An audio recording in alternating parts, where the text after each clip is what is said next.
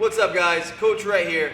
I want to talk about why you might not be seeing progress in the gym. You're going to the gym and you're not seeing any progress. You've been going for months and months. You want to know what the most frustrating thing about going to the gym and why most people quit is because they're not getting progress. They're not progressing in the gym like they think they should be. They're not getting the results that they want to get. They've been going for weeks, they've been going for months and still see no result. In today's video, we're going to talk about why you might not be seeing the results that you want even though you're showing up to the gym. One reason why you might not be seeing results is you're just not working hard enough, right? You treat the gym like it's a chore. You go to the gym, you check off the box, you think you're done for the day. You need to put in the effort, all right? I see this day in and day out with clients that walk through this gym, walk through other gyms, and they're 3 months in, 4 months in, 6 months in, and they're not getting any progress. They haven't gotten any results.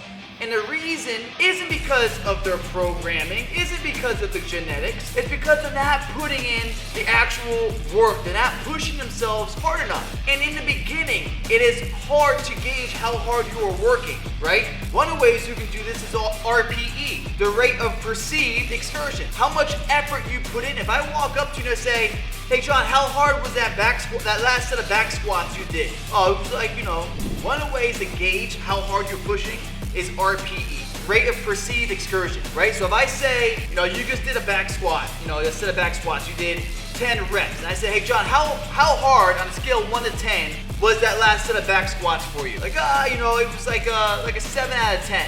Okay, great. So you were 7 out of 10 RPE. Eventually, right now in the beginning, it's hard to gauge that, right? But eventually you're gonna work your way up. You're gonna find out what your 10 out of 10 is.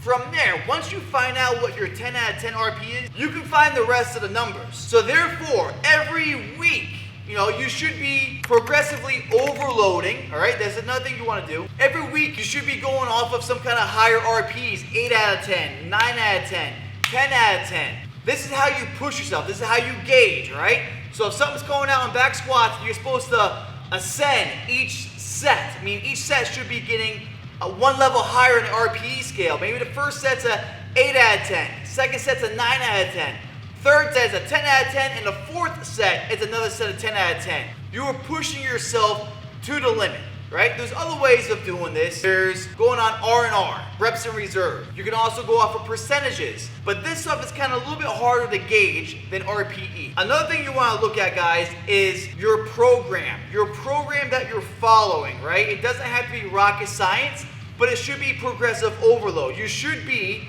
increasing volume, sets and reps, or intensity, the weight and the RPE in each set or each rep that you do. This is progressive overload. Over each course of each week, you should be going up in weight, going up in reps, decreasing your rest time in between, whatever it is. An example of this, maybe I'm doing bench press and I got 4 sets of 4 to 6 reps. This week, being the first week, maybe I do, 300 pounds for 4 to 6 reps. The first set I get 6 reps, the second set I get 6 reps, and the third set I get 6 reps. Okay, mark that off in my database.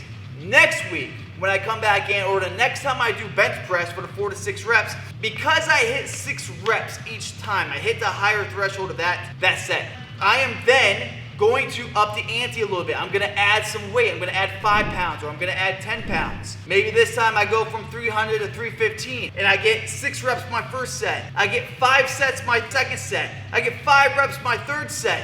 And I get 4 reps my fourth set. That's a good weight to use, right? Next week, now I try to get the same weight, but now I go for the higher threshold in reps. Maybe I'm getting 6 reps on set number 1, and I'm getting 6 reps on set number 2, and I got 5 sets on set number 3, and I got 5 reps on set number 4. I am progressively overloading or progressively improving my program, my workout. I have increased the weight, and now I have increased the amount of reps I do in those sets. I am progressively overloading my muscles, therefore I am going to get progress. I am going to get the results. I am pushing my RPE to the limit, and I'm going to get my result that I'm searching for. Another reason why you're not getting results, and this is a huge factor that everyone overlooks, everyone throws this one to the side, is your sleep. We have this society now that grind. You only need 4 hours of sleep, 5 hours of sleep and you can grind.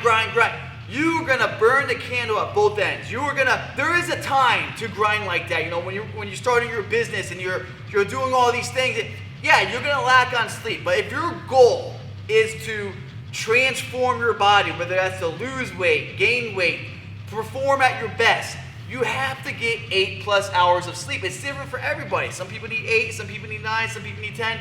Regardless, you need at least 8 hours of sleep if you want to get the body you want. Guys, sleep is like almost like a fucking steroid, all right? Your body recovers. You break yourself down in the gym and you recover from your nutrition and your sleep.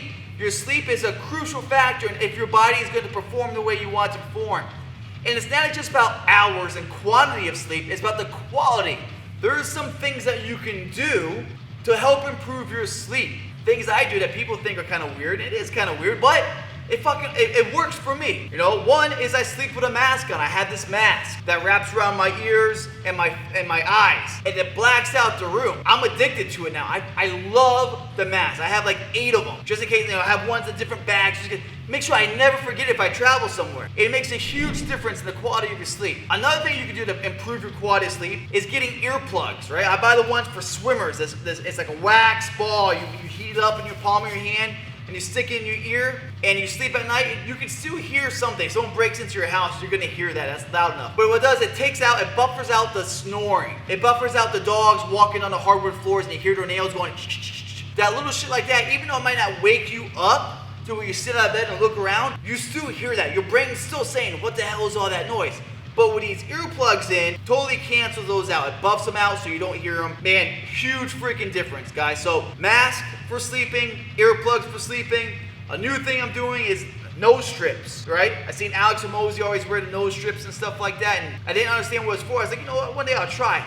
And I put it on, and holy crap, man, what a difference. I think my nose might be kind of closed from years of getting punched in the face, and like I can't breathe through this right nostril, but when I put that on at night, man, I pull it down so it pulls my nostrils up a little bit higher. What a freaking difference, man. I can feel the air go, like, it almost feels like it goes between my eyes. It is insane how much airflow you get, and it improves your recovery, right? You need oxygen to recover. So sleep, you know, earplugs, mask, I have the nose strips, man. Huge difference. Fourth thing that also very important when it comes to sleep quality is room temperature. We have ours down to 66, 67 at night. I know that's kind of cold for most people. Most people are like, oh man, your electric bill must be through the roof.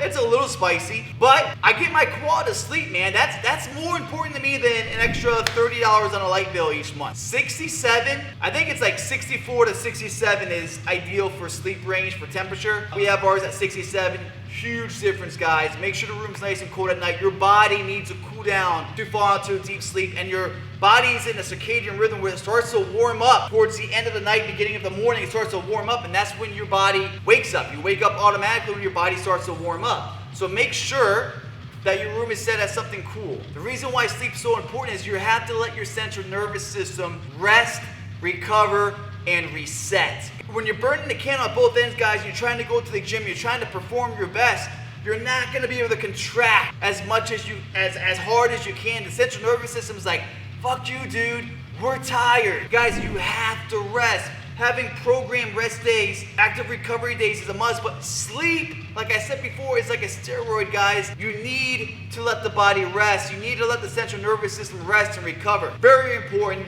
Don't slack on sleep if you want to get your transformation that you want. The last thing we're going to talk about is nutrition. All right, we can go down a rabbit hole of nutrition in a different video of how to count your macros and all that stuff. Look, what I'm going to talk about nutrition right now is just making sure you get high quality food. Try to go organic if you can. Try to get grass-fed, grass-finished if you can. Oh, and if you can't do that, guys, then that's okay. Still stick to whole foods. You know, when you go shopping, try to find things that have just one ingredient, right? It doesn't even have a nutrition label. You go to buy meat, it doesn't show you, how much protein, fat, all that stuff's in it. It just says meat. Get meat, get veggies, get fruit, go shopping, along the wall and you'll be okay, all right? But you have to make sure you're eating enough calories in order to rebuild your body, right? So if you're trying to lose weight, you still have to eat enough to rebuild the muscles that you just broke down in the gym, all right? If you don't, you're gonna stress the body out even more so it can't recover. Now you're gonna feel like shit. You're not gonna be able to recover from your workout. You're constantly gonna be sore. You're constantly gonna be tired. And you're gonna be like, why the hell am I working out, man? I feel like crap ever since I started. You're not eating enough. You have to eat enough to rebuild.